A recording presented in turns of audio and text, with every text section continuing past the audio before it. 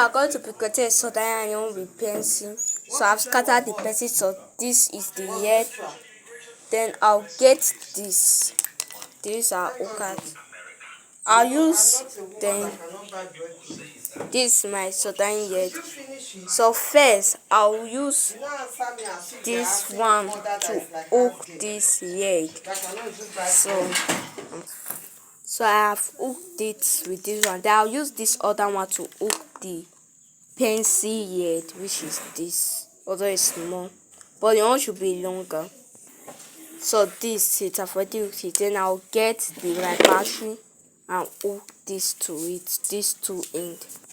So this it, I've already hooked it. Then I'll get these two and use them to touch each other.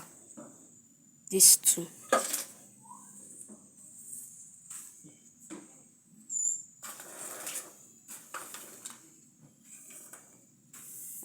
I've used it. We see it will soon start working.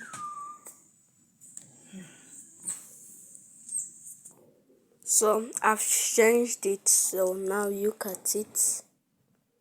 Going to join the two together now.